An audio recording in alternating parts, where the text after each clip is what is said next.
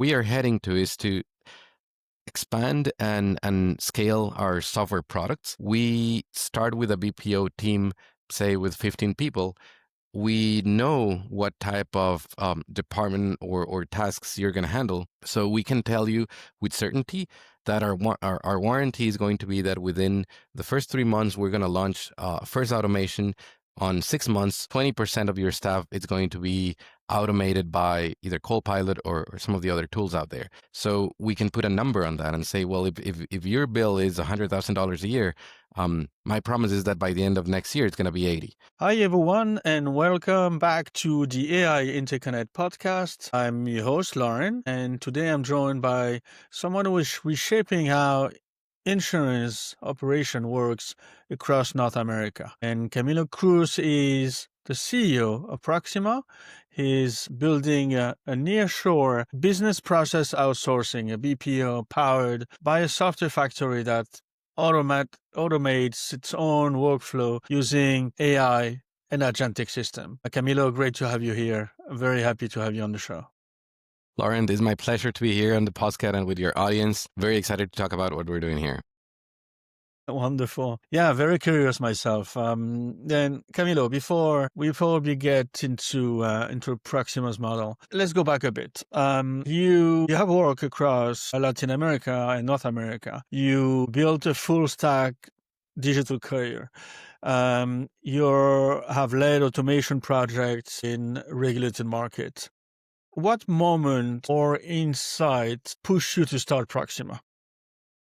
Well, as you mentioned, I was back in 2019, was in the Dominican Republic. I moved to the DR to help the largest insurance carrier in the country build a full stack digital insurance company. So they were the largest player in the market, and they wanted to create a completely separate digital version of themselves with a different brand, a different license even. And I was brought in to support that effort. While we were doing that from 2019 till 2022, I saw firsthand the difficulties that the insurance industry has in terms of its internal operations. There's a lot of thought and investment put on the distribution part of things. And I would say that was kind of like the insurtech 1.0 wave, where we saw all of these companies coming with an approach that was basically, let's set up a digital platform without intermediaries, no brokers or agents, if you may. And since we eliminate that layer, that could allow us to sell insurance with lower premium, and people will just like go online and buy insurance. That was the first approach. You see companies in North America like Lemonade, Metromile, Root, Hippo, like all that first wave. What happens is, now down the road, we analyzed that, and the distribution part was, I would say, was not broken, but internally, all the companies that are within the insurance space, and that's what I saw when we were building this full stack insurance company, the operations side was quite broken. We're still using legacy systems from decades ago. There's a lot of dependencies on paper. We deal currently, and I'm going to talk about this a little bit later, but our clients nowadays are still using fax agents, and this is North America. And I'm not talking about smaller countries, but I'm talking about metro areas in the United States. So that after delivering that project, thought, well, there has to be something in terms of technology that can be done in the operational side. When we were trying to deliver user experience for our consumers in this digital insurance company, our offering was supposed to be, hey, we will pay your claims in 24 hours, in 48 hours tops. We will do underwriting processing fully online with automation, and you will never have to visit a physical store. And the thing is, behind scenes, there was no infrastructure to support that. So that's when the idea came, like, well, what if we start offering those specialized BPO services with insurance knowledge, but with a different approach? In BPO, there's an inherent conflict between the vendor and the client, where essentially the more inefficient the client is, the more people they will need. The more paper you have to handle, the more staff you're going to need to scan those pieces of paper, enter that data into a system, and so forth. So it's a game of seats. How many seats do you need? And that's the entire business model, right? So what we said was, let's use BPO as a way to actually let's solve the operational problems by putting people that know about insurance to solve those problems, but let's have a software factory next to it that can see what's going on and see where there are opportunities where we can automate things. So that's what started. I love it. This is so different for me. Okay, this is great. In our pre-call, you mentioned the huge gap between some carrier think they have in tech and what operation actually looks like. And you just mentioned fax machine, inconsistent workflow. Why do these problems persist in 2025? Where do carrier get stuck? Well, there are many reasons, and it's important to understand the context of insurance in terms of, first of all, this is a very, by nature, a very risk-averse industry, so change is slow. The second reason I would say is also related to the way how insurance companies grow. There's a lot of merger and acquisition. So whenever you merge or acquire another company, you're also acquiring all their legacy systems. And it turns out that merging insurance core systems is very complicated and it's very expensive. So there's a lot of technical debt that keeps getting built. So then there are problems that I would say are not the most complex problems in the world to solve, but they're very persistent. So yeah, the fax problem, like there's a lot of cultural habits within it's carriers are not using fax because they want to, but maybe because the agents that they're working with in a certain region, they are still using that. Same thing applies for certain channels like over the phone and certain habits where even if you place a self-service tool or a platform to your agents or your consumers, perhaps they're not loving it and they're not using it. Because, and that's the other learning of InsurTech 1.0 wave. When we tell a customer, hey, now you can do everything online. Here's a self-service tool. It's not true that that's easier for the customer because there's nothing easier than to pick up your phone and call your agent and say like, hey, Max, I just got a new car. Can you get it insured? It's like, done. And they're the ones that are handling. So the problem lied not on the consumer side, but always on the producer side.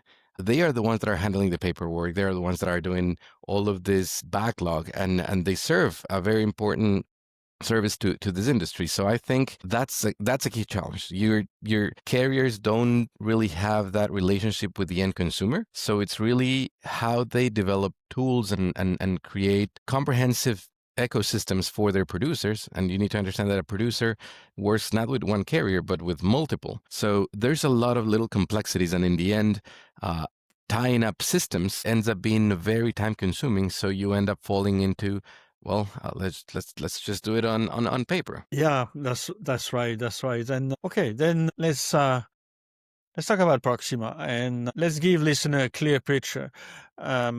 If someone asks you what is Proxima, what do you tell them? Two things. If in order to understand precisely what we do, the simple answer is we provide BPO services, meaning we do outsourcing of, say, a call center to take on first notice of loss or claims in insurance, process underwriting, know your customer compliance rules, everything that relates to insurance operations that does not require to happen on site in the markets where we operate.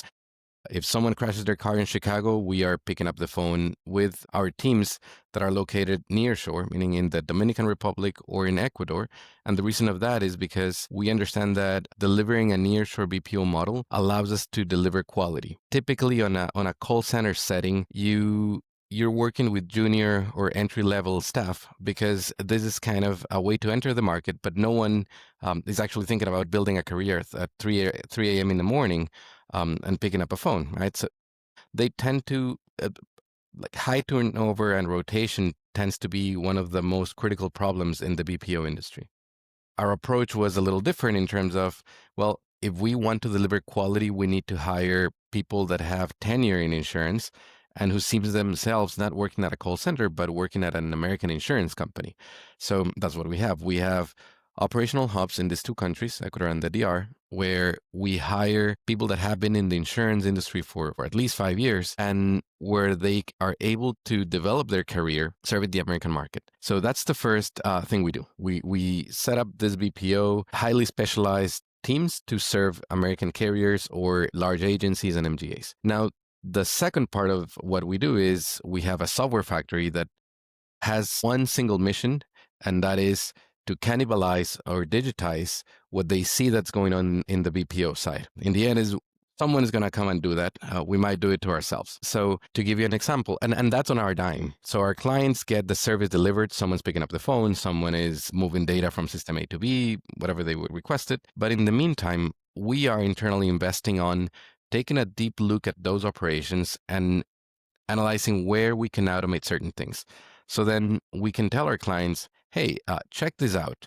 We are able to actually automate 30% of your phone calls because we've seen that most of the time people are calling and they take some time finding their policy number, their claim number, just letting us know what they want, and we can have AI handle all of that, and then only when it comes to highly specific matters, transfer that to the human team. One thing that we've learned also is a small number multiplied by a large number gives you a larger number. So there's this big thought of, well, we want to automate everything. That's very hard, but it's fine if we automate a part of it, and gradually we start getting there. So to my point, if we are able to automate a part of a call, say 30% of the call, the introduction part, if we are handling 5,000 calls per month or per week or per day, even for certain clients, well, that's going to yield a lot of efficiencies.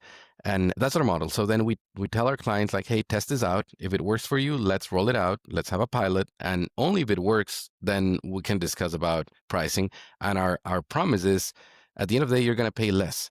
Whatever you're spending on us when you start, it will reduce because we will start replacing gradually some of the manual tasks for automation. And automation only works if you're able to spend less than what you're spending now doing manually. I love it. Yeah, this is great. I mean, that's funny because you have your BPO and the software factory cannibalizing your own BPO. Saying like saying like this, it makes perfect sense. That's a particular philosophy. Then how does your team decide what internal tasks to automate? Well, that's a great question because we also need to think about internally as an organization, we need to be able to grow and to make this not just a good idea, but a good business, right? So there, in the software factory, we have a methodology where key elements are: is the problem that we're solving actually a problem, or is it a nice to have feature that perhaps it's not really needed? The second thing is that problem only related to this one client, or is it something that could be industry wide? That's very key. And then if that's the case, we start developing a prototype. That prototype tests out with a client. So at the same time, it's a kind of like a mutual scratching back type of model where we invest on doing this proof of concepts and testing it out as long as our clients are willing to, okay, I'll let you test a sample. And then the last part, and sometimes is, I would say, a little sad when we go through this phase and the product or the solution actually works. But the last milestone it needs to check out is, can this turn into a standalone product that can scale out outside from Proxima? And it has happened that we've developed a solution, and then when we analyze that, it's clear that it's a great solution for the client, but it's not going to be suitable for going out in the market either because it's a highly competitive niche, or it just takes us into an industry where we are not in. So if it meets that criteria, then we assign a separate R&D budget and take that as a standalone product with its own name and grows on its own. So to give you an example, we have Copilot AI. So that is the third product that we developed, but it's just the first one that we didn't kill. There's two that we haven't killed, but this is the one that's growing fastest. And essentially, Copilot automates phone calls and WhatsApp conversations for highly complex scenarios like taking in a claim for insurance or quoting an insurance premium and related cases. We tested it out during a hurricane season. One of our clients sells mobile home insurance, and in Florida, and every year they get hit by hurricanes. So there was this hurricane back in 2024, and the CEO called me and let me know that, well, apparently they were expecting to get 1,000 claims within the next 72 hours. For compare, this client typically takes roughly 20 claims within a week. So you can guess that they were not built to sustain that kind of number. We are the ones that are providing the BPO service for that claims intake, and they would have needed another 40 people to handle that amount of claims. So he asked me, how are we going to do this? We need to keep our SLAs. Do you have enough people to source this? I was like, well, not for tomorrow. Certainly not. It's not like I have them on the closet and I can like go and bring them and say like, hey, here you go. There's 40 new trained claim customer service reps. So he said, well, what are we going to do?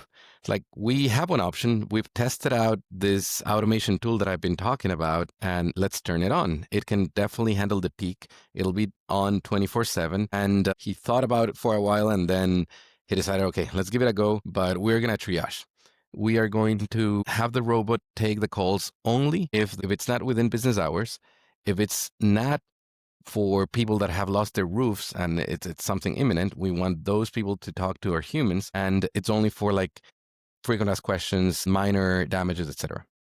So we turned it on, and effectively we got 800 calls, and out of those the robot took in 300, and the rest was taken by the human team. So from that point on, the tool remained on, and we decided, well, it didn't have a name at the time. It was just like the automation system. We gave it a name called Pilot AI, and for 2025 it had its own budget, its own website, and it's starting to grow on its own as a spin-off product. Yeah, I love it. I mean, this is great. This is Thank you. 35% of all call across the line. Your call Pilot AI. I mean, this is great. I love this. You give an example of how triage, insured, attorney, agent, or third party. What makes that logic hard to automate in insurance environments? Well, I would say that not just in insurance, but we have had several challenges on the call pilot journey. The first challenge was dealing with the telecom ecosystem, because the AI is one thing, and having an agentic solution that's able to navigate through a conversation and pretty much handle the flow that you want is one thing, but then connecting that into the pretty much, I'd say, very antiquated or legacy ecosystem that we have in telecom communications, that was very hard. How do we connect this to the local phone carriers? In some countries, it has become more digital, so it's easier. In some other ones, we have to go and talk to the local phone carriers and connect through SIP trunking and a lot of like local intricate details. So that was the first challenge. The second challenge was, how do we get the robot to do it right from the first time? Especially because we're talking about a highly sensitive and highly regulated industry where we are not allowed by a regulator to make mistakes. If I have a robot taking in a claim and the robot asks a question such as, was there someone injured in the accident? And they answer yes. Well, I know that that claim has to be entered as liability, not just as damages. If the AI messes up and they entered the wrong type, that's going to have financial consequences, such as getting the wrong reserve amount, registering a wrong type of classificator, etc. So we realized that generative AI, is a great conversational tool, but it's sometimes very dumb. We need to support, and it's going to get better. We know that it's been growing and improving very fast, but we said, well, you have here someone that is able to talk, but doesn't know much. So we need to like support it. So the way how we support AI at least in our application, is by combining different algorithms to make decisions. So whenever we get into a node or a decision point where we need to make sure that the AI relies on some third-party system, it's kind of like, should I classify this as? There's going to be a separate logic. Whatever information has been gathered, so when we were talking about this with our CTO, I remember he brought in an analogy that I really liked. It was like, do you remember that show, Do You Want to Be a Millionaire? And you had those three chances of like either asking the audience or calling someone and answering. Think about it that way. Whenever the question is asked, AI is going to pause. It's going to call someone who actually knows, and they're going to get the answer, and then it's going to repeat. And that's essentially what we've done. So whenever it gets too hard for the AI, so like, okay, stop there. We're gonna take over. Just say whatever we're gonna tell you, and then we switch back. Yeah. Yeah, this is exactly the balance between the autonomy and human escalation, basically. Absolutely. Okay. Yeah, I love it. Okay, you see carriers from the inside every day. And if you had the first if you had to first to list the top operational pain points you still see in 2025, what would they be? I think one of the most persisting issues that we see is data structuring and data analysis. We often see that carriers collect a lot of data. They have data warehouses, they have a very sophisticated infrastructure to support that, but it's very hard to get that data out in a way that's meaningful for various departments. And I think that is one of the most persistent issues that we see, and one of the ones that have a very high impact in overall operations. Because if you're not able to analyze your data quickly and easily, then decision making is going to take longer, and that just turns into either higher claims because you're not able to find patterns soon enough, mismatches on pricing. The rates that you're going to provide are perhaps subpar on whatever your benchmark competitors have, and so forth. So yeah, I would say data. Okay. Yeah. We need pain points somewhere. Okay, then why is the FNOL still a problem for so many insurers despite countless tools in the market? Well, I think the reason is that there's a big gap between the offering that you can find out there in terms of software solutions. There are many products. Even us with Copilot, say, we are another product on the shelf. Now, there's the organization, the carrier, or the agencies, and they have several needs, but there's a gap between those solutions and the need in terms of it's not something that can be solved just by like opening the box and boom, it's solved. You need to integrate a lot of systems. You need to understand how's that going to impact in your processes. There's a lot of change that goes beyond the tool. So to give an example, if some carrier wants to utilize Copilot to automate part of their first notice of lost calls, all right, that's perfect. But then we need to understand how are we going to integrate this with their IVR system, their call center system. If it happens to be that they do not even have an IVR system that's compatible with like cloud connectivity and so forth, well, that opened another gap. It's more of a consulting job now. If they don't have a very standardized procedure in terms of the different type of claims they're going to get, that's also going to create another hurdle. And I think that's the case. Given this context where I mentioned that there's a lot of merger and acquisition, you typically, when you open up or take up the hood on a carrier, you find sort of like little Frankensteins in terms of like systems that have been like patched and modified, and it's like something very curated for their need. So it's hard to just go out and find a solution and say like, okay, here you go, turn it on, and it's going to fix your problem. So that's why there's a lot of operations that still need to happen and with perspective. And that's why BPO turned out to be, well, that's our first step. You need to throw hands at the problem. Someone who knows about this has to go and fix it. Someone needs to answer the phone. But once we really understand this, then you can start kind of like tackling the low-hanging fruit and say, well, where does it make sense to automate? Where does it make sense just to like keep it from on a manual point? Yeah, of course. Definitely. Okay, Len, where is Proxima heading next? Do you see the software factory becoming a larger part of your business, or is the BPO already always going to be the core engine? Well, I always like to say that Proxima is at heart a software company that sells BPO, and I think that's going to hold true. We see the BPO side as an important complement to our software model, a software factory, because it allows us to actually keep our foot on the ground. Where we are heading to is to expand and scale our software products Copilot. There's another one called ProJourney. Perhaps a third one within the next 2 years. We're still analyzing where that's going to be because you have to allocate funds and time and resource to that. So you cannot stretch too thin. But while we do that, we want to keep growing the BPO side. But now we have tools to actually offer an automated BPO that actually has a name. So we now have metrics where we can tell you, hey, we start with a BPO team, say with 15 people. We know what type of department or tasks you're going to handle. So we can tell you with certainty that our warranty is going to be that within the first 3 months, we're going to launch first automation. On 6 months, 20% of your staff is going to be automated by either Copilot or some of the other tools out there. So we can put a number on that and say, well, if your bill is $100,000 a year, my promise is that by the end of next year, it's going to be 80. And if you have a vendor that's actually telling you you're going to pay me less later, I think that resounds. Yeah, no, definitely.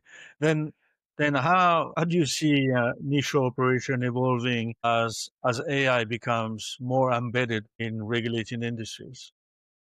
I think BPO is going through an evolution. I don't think it's at risk. Traditional BPO may be at risk, but BPO has a very powerful opportunity here, and that is to turn your representatives into super agents. Because if you have someone who's able to use all of these tools available now and specialize in and not just for insurance, but e-commerce, trade, banking, collections, etc. We have a client that tested out Copilot for collections, and he was saying one of my biggest pain points is that I have closers that are able to collect at a higher amount than their peers, and I cannot afford to use his time for answering phone calls or taking calls where we know that the person is not there, the phone is wrong, there's like a waste of time when he's not actually like convincing someone to pay whatever they're owing and find a solution there. So we implemented Copilot there, plus BPO. It's a blended model that we have there. That's one I really like, because then we have some people in our BPO that are optimizing what the campaign on Copilot is going to do, and they let it run. So then these closers that the collections BPO has are only taking in the calls where the customer is ready to speak to someone and perhaps might take a decision. So I think BPO has a great opportunity in terms of utilizing and embedding these tools to provide a more powerful service than just moving data from A to B. Yeah, and if you had to define the long-term vision of Proxima in one sentence, what is the company becoming? The company is becoming a one-stop shop for automating your operations. Wonderful. I love it. Okay. You have built teams in Latin America, in United States, in Canada. What are some leadership lesson from managing across different culture and regulatory environments? Well, I think there is BPO taught us a lot because my background did not come from BPO. I was in need of finding a BPO when I was building this digital insurance company, and I couldn't find a BPO that would align with what we needed. They were all, the big ones were requiring at least 50 seats for rinse and repeat operations, and I needed something more boutique. So we had to learn with our management team how to navigate the BPO waters. Our background was more software. So then the one thing that we learned was there are cultural differences, but there are more similarities. And sometimes common sense is not so common. And you just have to rely on understanding and making sure that the teams that you're building are self-sufficient and they have enough autonomy and internal leadership. A mistake that we made at the beginning was to have management be delegated at the client organization. So to give you an example, the supervisor of the first notice of loss team would be based in the United States, and then all the customer service reps of the team would be in the Dominican, in Ecuador, and they would report directly to that supervisor. That was a big mistake because then they couldn't bond and build rapport to actually see themselves as a unit that was able to communicate properly with the supervisor, to model things in a way that could work out for them. And when we decided to, hey, let's actually hire a local supervisor that's well vested in insurance and they're going to be the ones delivering the metrics to our clients, then things started improving very fast because they would be able to understand certain nodes of the culture, such as in this country, let's actually try to have the team enter earlier, not later, because traffic is insane and they don't want to arrive at home at 10 p.m. after leaving the office at 7 because they have to commute for 3 hours. Whereas if they leave just 30 minutes earlier, it's just 40 minutes. So things like that you really need to be there and understand the team. Because when you have that buy-in from the team, they start delivering better. And most importantly, they see themselves as working in an organization where they can build a career path. And when you have someone who sees themselves, and when they ask them, so what do you do for a living? And they say, well, I work for an insurance company in the States. That's much more powerful than describing your job as work at a call center. The task is the same, but in one, they are actually part of an industry where they are developing their career, and they're doing something that is actually going to help them in their resume, and it's making them go further, right? So that's I think that has been the key element of our BPO approach, like being nearshore and making sure that supervision happens locally. Yeah, it was so right. I like it. What has been the biggest surprise in building an hybrid BPO plus software factory for you? I think we had an initial perception of, well, once we turn this on, when we turn on the automation tools, that's going to cannibalize and pretty much kill the BPO model. And that didn't happen. It actually made it better. We have been able to sell more BPO because of this. As I said earlier, BPO is not at risk. Right now, what we're able to deliver is agents that are delivering at 2x more than when they did not use these tools. So I think that was the biggest like aha moment. It's like, you're not going to replace BPO with this. What you're going to do is you're going to be able to deliver more with less. Yeah, yeah, it's a big surprise, but congratulations. It's a great combination. And what advice will you give founders working in the regulated AI sectors? Well, that's a great question, because the regulated sector is sometimes, I'd say, opposed as the general approach that we have when it comes to think as a founder with a startup, especially in tech, where it's kind of like break it and then we'll fix it and move fast and break things. Those are like real mottos in the Silicon Valley type of approach. When you get into a highly regulated industry like insurance, you realize that, well, you can't do that here, especially because you need certain partners to work with. You can't really wake up one day and say, all right, I'm going to start an insurance company and open it up. You can do that with e-commerce. You can certainly like set up a shop and you start selling. But if you need very expensive licenses, well, you're going to need to partner with a carrier typically, or if you're in the financial industry with a bank and so forth. So you need to play by those rules. There are certain markets where there are sandboxes. So I would say if you're a founder with a fintech or insurtech idea, analyze or research if in your market there is already a sandbox regulation that makes things much easier if you're into the innovation space. And the other advice that I would give is, not every new company has to follow the tech Silicon Valley model. That's a great model for certain companies, but not for all. Not all companies have to become a unicorn right away, because the idea of, we need to worry only about growth, because if we grow big enough, we will be able to take care of the financials later. That's kind of the approach on that side. On a highly regulated space like insurance, it may not happen. And we learned that the hard way. The market learned on the hard way with that insurtech 1.0 wave that I keep talking about. So just take a look at how much the stock of companies that went out in that wave were worth back then, and how much they're worth now, and how much money has been lost on that space. So at some point, I think they're going to make it, some of them. But yeah, you needed billions and billions and billions of dollars or euros to do that. So not every founder has that opportunity. So it is fine to actually build a model where you are able to become sustainable quick enough. And even though it's not going to become a unicorn super fast, sustainability and being able to sleep well goes a long way. Not everyone has to go into the race of fundraising and fundraising and fundraising to grow. Yeah, which is exhausted, I guess. Yes. Yeah, definitely. Camilo, this was just great. You blended Thank you. nearshore expertise and automation, and gives a rare inside view of what insurance operations are actually heading. Thanks again for joining and sharing your expertise. It was a great conversation. Thank you. Thank you very much, Lauren, for having me. Happy to talk to you as always. Thank you, everyone. Thank you for listening. Yeah, and where can listeners can find you or learn about your team and your work?